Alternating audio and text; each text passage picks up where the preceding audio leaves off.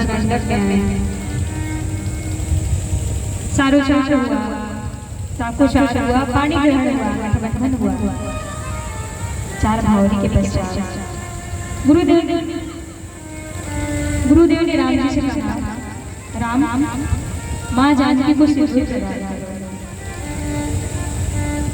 और भगवान राम ने माँ जानकी को सिंदूर चढ़ाया।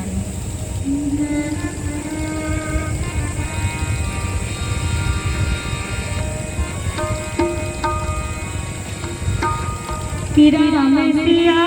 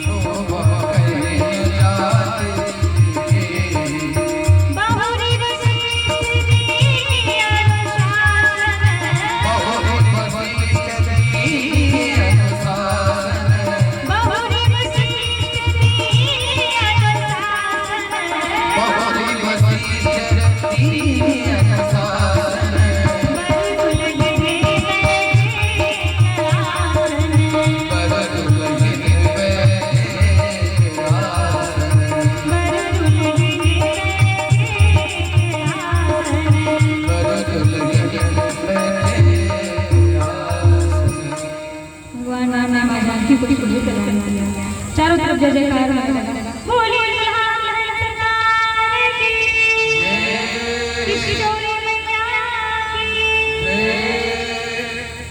दोनों लोगों का विवाह संपन्न हुआ।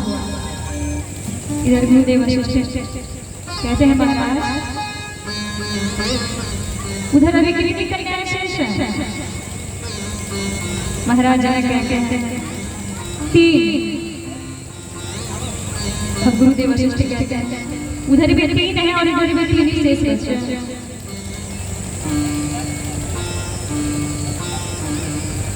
महाराज मंडप भी तैयार है, भोजन भी तैयार है, दुल्हा भी तैयार है, दुल्हन भी तैयार है, और बाराती भी तैयार है।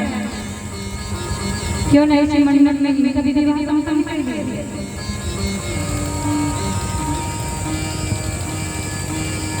तो उसी मंडप में भैया भरत श्री शत्रुघ्न जी का और लक्ष्मण जी का विवाह संपन्न हुआ। भरत जी का विवाह कुछ बेटियां मारने से संपन्न हुआ। लक्ष्मण जी का विवाह माँ जानकी की छोटी बहन उर्मिला से संपन्न हुआ। शत्रुघ्न भैया का विवाह मांडवी की छोटी बहन सुकृति से संपन्न हुआ।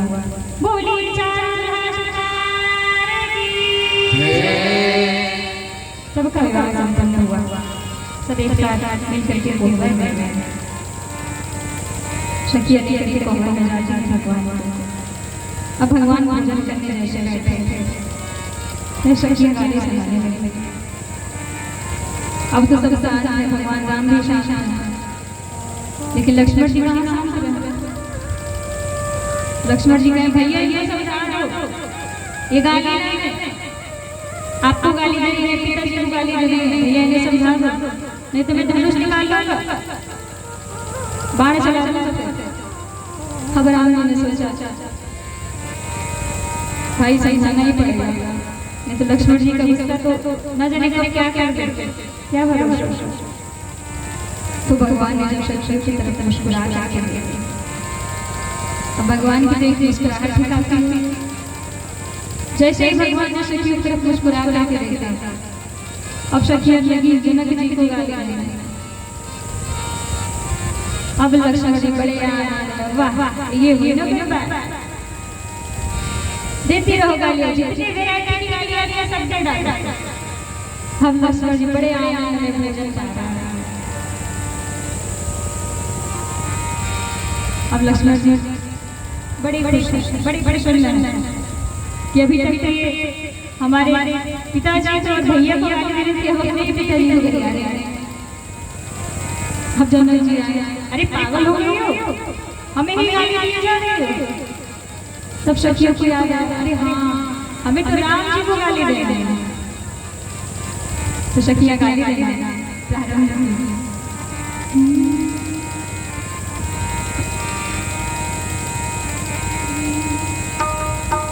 छया हो दई हो चुनी चुनी गारे झुलरा हो दई हो चुनी चुनी गारे दुल्हा हो दई हो चुनी चुनी गारे दुल्हा हो दई हो चुनी चुनी गारे हो दई हो चुनी चुनी गारे दुल्हा हो दई हो चुनी चुनी गारे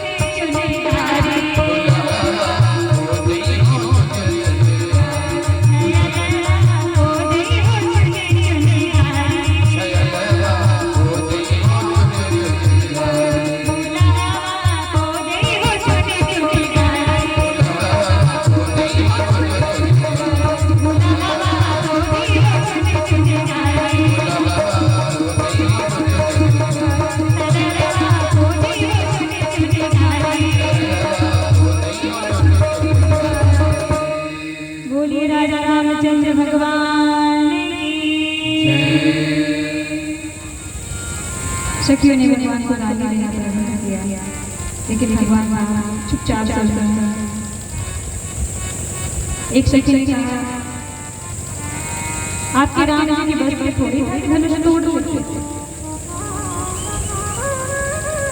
वो तो हमारी जानकी जी का प्रताप था, वरना धनुष थोड़े तोड़ पाता। क्यों? अरे इनकी बाई को तो हमने पुष्प वाटिका में दे दिया, इनको तो पुष्प वाटिका से नहीं हो रहा था। और वो भी महाराज को जो पहले समय नहीं था, प्रातः बेला और उस समय उनको पसीने छूट रहे थे। तो बताइए धनुष क्या तोड़ पाता है? एक सखी ने भगवान राम से पूछा, ये बताइए माँ कौशल्या दिखने में कैसे है? राम जी ने कहा, बड़ी सुंदर है गोरी गोरी गोरी। अच्छा, और महाराज दशरथ वो भी बड़ी सुंदर है गोरी गोरी गोरी। कहा जहाँ दोनों गोरी गोरी हैं, करियर की उनके नाम से पैदा होता है। राम जी एक सखी ने दूसरे सखी से कहा, सुनो सुनो, एक बात जानते हो? कहा बताओ। कहा तुम्हें पता है अयोध्या जी में बेटी कैसे पैदा होते हैं? कहा नहीं। माताएं खीर खाती हैं, बेटे पैदा हो जाते हैं। अब तो लक्ष्मण जी ने कहा, लग रहा है जवाब देना ही पड़ेगा। लक्ष्मण जी ने भगवान राम से कहा, भैया आपको पता है एक बात? भगवान राम ने कहा, अरे कहा पता है अयोध्या में बेटियां कैसे होती हैं? कहा नहीं पता। कहा महाराज फावड़ा लेकर जाओ, फावड़ा चलाओ, बेटी लेकर घर आओ, वहां पे ऐसे बेटी होती। बड़ी अद्भुत लीला है महाराज। लक्ष्मण जी से कौन बार विवाह का विवाह के 15 दिन पूर्व ही बारात चली रही और 15 दिन तक बारात टिकी रही। तत्पश्चात जनक जी से गुरुदेव वशिष्ठ ने निवेदन किया, महाराज दशरथ ने निवेदन किया कि अब विदाई कीजिए। विदाई की पूरी तैयारी। यहाँ माँ सुनैना चारों बेटियों को शिक्षा दे रही है, बिठा कर। माँ ने अनेकों शिक्षाएं दी, लेकिन माँ सुनैना ने माँ जानकी को बड़ी प्यारी बात कही। कहा, लाला ससुराल में जाना तो एक कार्य अवश्य करना। क्या?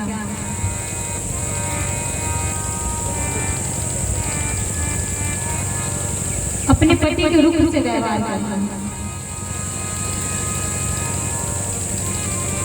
उनके नेत्रों को देख करके समझ जाना कि वो चाहते क्या है। कोई भी ऐसा व्यवहार ना करना जिससे उनको कष्ट हो। और माँ जानकी ने वैसा ही किया।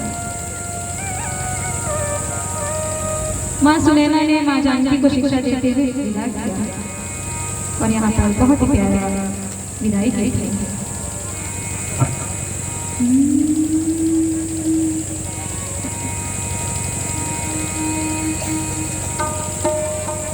हाथ सीता राम को दिया,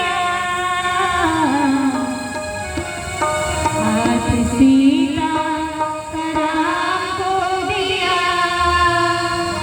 जनक रानी और ध्यान। हाथ सीता राम को दिया,